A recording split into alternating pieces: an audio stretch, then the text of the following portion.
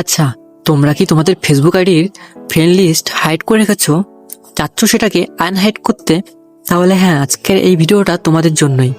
কারণ আজকের এই ভিডিওতে কীভাবে তোমরা খুব সহজ পদ্ধতিতে আনহাইড করবে তোমাদের ফেসবুক ফ্রেন্ড লিস্ট সেটাই দেখাবো। তাহলে চলো ভিডিওটা শুরু করা যাক। তো প্রথমে আমি এখান থেকে ব্যাকে আসবো। ব্যাকে আসার পরে যে আইডিটিতে ওই সেটিংটি করতে চাও সেই আইডিটি সবার প্রথমে লগ ইন করবে। তো লগ ইন করার পরে এই উপরের দিকে দেখতে হবে থ্রি ডট, জাস্ট এই থ্রি ডট অপশানে ক্লিক করবে এবং নিচে দেখতে হবে সেটিং অ্যান্ড প্রাইভেসি। জাস্ট এই অপশানতে ক্লিক করার সঙ্গে সঙ্গে এখানে দেখতে হবে সেটিং, এই সেটিংয়ে ক্লিক করবে। তো হ্যাঁ, তোমাদেরকে একটা ইম্পর্টেন্ট কথা বলে রাখি, এখানে আমি যে প্রসেস করছি তোমরা সেম প্রসেস ফলো করবে আমাকে, ঠিক আছে? জাস্ট একটু নিচের দিকে আসবে। এখানে নিচের দিকে আসলে দেখতে হবে হু পিপল ফাইন্ড, জাস্ট এই অপশানটিতে ক্লিক করবে এবং এখানে সেকেন্ডে একটি অপশান দেখতে পাচ্ছ who can see your friend list, ঠিক আছে? জাস্ট এই অপশানটিতে ক্লিক করবে। এই অপশানটিতে ক্লিক করার পরে আমাদের যে ফ্রেন্ড লিস্ট আছে দেখতে পাচ্ছ অনলি মি করা আছে, শুধু আমিই দেখতে পাবো, তাছাড়া কেউ দেখতে পাবে না। তো আমরা চাচ্ছি এটাকে পাবলিক করতে, তার জন্য এই পাবলিক অপশানে ক্লিক করবো।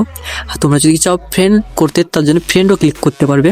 তো তোমরা যেটা করতে চাও সেটা করে নেবে। আমি যেহেতু পাবলিক করতে চাই তার জন্য পাবলিকে ক্লিক করে জাস্ট এখান থেকে সেভ করে দেবো। তো এখান থেকে সেভ করার সঙ্গে সঙ্গে আমাদের যে ফেসবুক ফ্রেন্ড লিস্ট আছে সেটা মানে পার্সোনাল থেকে পাবলিক হয়ে গেছে, ঠিক আছে?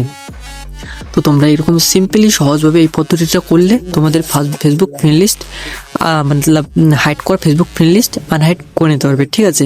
তো ভিডিওটা ভালো লাগলে অবশ্যই একটি লাইক করবে। তো টাটা, বাই বাই।